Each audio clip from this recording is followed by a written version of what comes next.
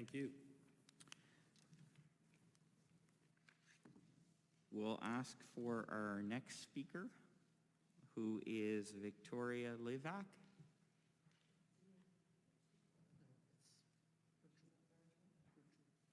Okay, and she'll be coming in virtually. Members will be able to see our presenter on the screen in front of us. Good morning.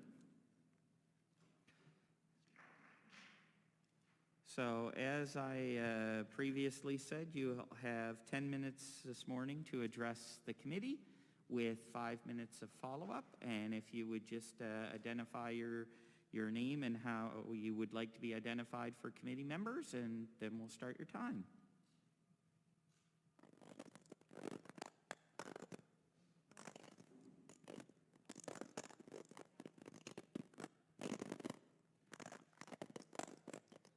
I'm sorry, we'll just, if we could hold on just for a second.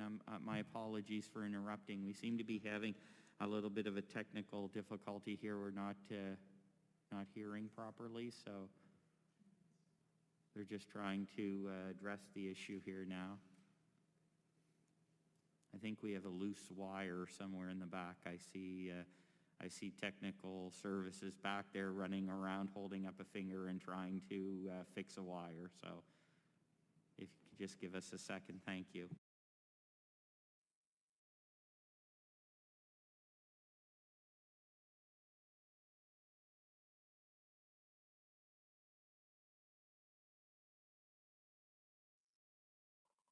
Did we lose our presenter? Oh, no, there. No, Okay.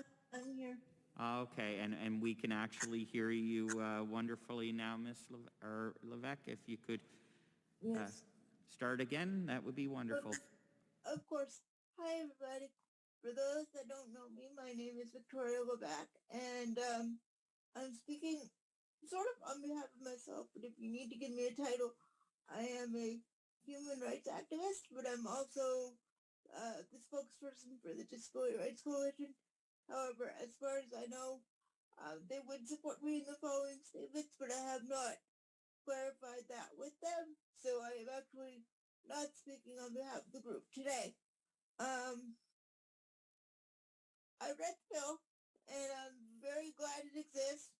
However, one thing that troubled me was that they said they needed to form all these committees and all these other things to sort of assess what hate and discrimination was and come up with definitions.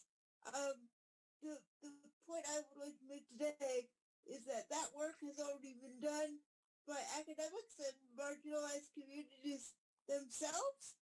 That work's already been done. So I think rather than go back to the beginning of work that marginalized groups have already done for decades, it is time to move forward and take those definitions by those groups that already exist and move forward towards a plan to implement said definitions. I'm speaking to you on behalf of the disability community today, I feel, because right now in this province, I don't think it's hate. Okay, I don't think my government hates people with disabilities. But right now, in the courts, the government of Nova Scotia is taking the DRC, which is a group that I represent, to court to claim that we said, oh, there's discrimination against people with disabilities in regards to social assistance. Originally, the court said no, we appealed it, the court said yes. And now the government has decided, after saying, oh, we won't dispute it, that they are going to dispute it. And they're claiming that, yes, there's discrimination, but we're going to do it anyway, and here's why. And that is what they're presenting to the court. Our premier has said, oh, it's not about that, but our lawyers have actually read the submission to the Supreme Court that was filed by the government, and exactly what it says. So I find it a little ironic that we are now going back and say, oh, we have to figure out what we're doing wrong when you already know, in regards to disability anyway, one of the ways this government is failing and has failed for decades. It is not just Houston's government. All three parties have failed on this in various capacities throughout history. And I just think it's time to move forward, and instead of trying to figure out what exactly is going on when we already know, move forward in terms of, okay, what are some, I can't think of a better word, so what are some punishments we can enact on people who commit these atrocities? And I find it a little ironic that there's an anti-discrimination bill by this, well, not, again, it's a cross-party bill, which I really appreciate. It means, nobody thinks discrimination is okay. And yet, the Houston government, which is which is the progressive conservative government right now, is saying, we're against discrimination, but we're going to go to court and defend it and try to continue to do it. So, if you really want to stop discrimination, two things you can do is listen to the work that's already been done by marginalized communities, because they've worked hard for decades and their words matter and their opinions matter, and the words of not just their academics but everyday citizens matter. And if you really want to fight discrimination, stop doing it in the courts against my people. Thank you very much. I thank you very much for your comments, and thank you for taking the time to call in. I'm going to ask now if there are any committee members who might have questions. I'll go to MLA Clark. Thank you, Mr. Chair. Thank you, Victoria, for your time and your advocacy on this issue. I'm just wondering, did you personally, or as a representative of the Disability Rights Coalition, have any involvement in the consultation process on this bill? And if you did you put forward any of these definitions that you talked about that already exist and in your view should kind of just be adopted and moved on? So thank you. I was unaware of any consultations. If I had known, I definitely would have been there, but no, because I was unaware that this bill even existed until approximately Thursday evening when MLA Lachance mentioned it to me. I was not aware of this bill, therefore I did not participate in any consultations. However, if there are future consultations, now that I know this bill exists, I will surely go to those. Thank you very much. Any other questions? MLA Smith. Thank you very much, Ms. Levack, for being here today and for your comments. I'm glad to hear you say that if there's future consultation, you'll happily be a part of it, and that's where I was going to go with my question, that through the strategy, when that is developed after this bill passes, if you would help being a facilitator with some of the things, the work that's already been done, if you can help be a facilitator to get that information to the folks who are putting the strategy together, would you be willing to do that? Oh, absolutely. I'm willing to help in any way I can. Right now, it feels like my government is my adversary, and I don't want that. I want us to work together to find solutions. Thank you. We don't want to be an adversary either, so I'm glad to hear that you'll be a willing participant.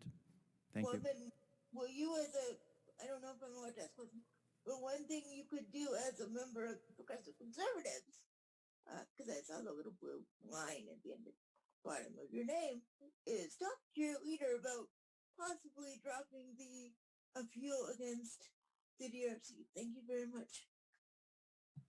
Thank you. Any other members? MLA Hanson. Thank you, Vicky, for your words of wisdom, but I also want to ask you just a specific question, because I know you're very familiar with legislation. How could we make this piece of legislation inclusive to all walks of life, so that everyone in Nova Scotia can feel like they are wanted, accepted, and included? So is there a specific thing that you would like to add as an amendment for this particular legislation.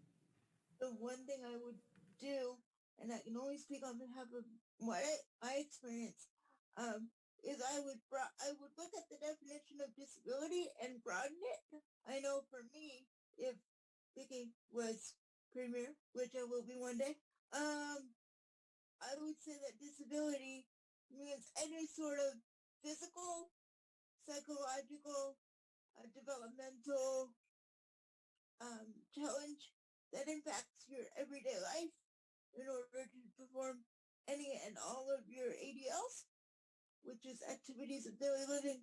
That doesn't mean when people think of activities of daily living, they just think of like, getting up and brushing your teeth and all that good stuff. But it really means any aspect of your life that you need to do in order to survive. So this could be, like I said, those activities, but it could also be, the ability to work. If you have a mental illness, that has to be taken into account. If you have a developmental disability and you require extra time to do things, that has to be taken into account, and you should not be punished for it, or thought down of in any way. Because I know many people with disabilities, and sometimes people think we're not working, and I guarantee you we're doing the best that we can. And the current way our system works is just making it harder. Thank you very much. And I believe very quickly I saw MLA Lachance had a question as well. Yes. I think my question was actually a bit similar to MLA Hansen, but just from where you sit, you talked about all the work that's been done by so many equity-deserving groups, but are there other government strategies or anything that have supported the disability community that you would recommend be looked at in the development of a future strategy? Give me a minute. Where is it? Well, I think when we started, what did they call it? The stop making small homes, that really hurt us when they put more, more power into the hands of municipalities to do these large homes, so that because the people in that community know what that community needs, whatever that community is. I think the individual communities have to be given more power and more funding to make their communities accessible. I think that, this whole, well, we have till 2030 has to stop. Like, we have 8 years. It's fine. 8 years is a lot of time, and I haven't seen a lot of progress since 2013. I was there when the so-called roadmap was introduced, and it was great. And they actually, I feel kind of used, because they had me go up as a member of the disability community and talk about what this meant to my community. And I actually had a lot of hope. And so far, my government has let me down in multiple ways, because they think, we have all this time. So I think just sort of reiterating the fact that, yes, you have time, but you have to act like you have none, because people have been waiting for equality, which has for decades, and you really just have to prove to the disability community that it's not just words, that you're willing to do actions, which is why I think this bill is really great. That being said, I think it doesn't go far enough, and it looks back rather than forward. All right. Thank you very, very much for your presentation today. That concludes your time. Thank you so much. I'd ask, just before I ask for a motion to close public hearing, I'm going to ask if we have any additional speakers.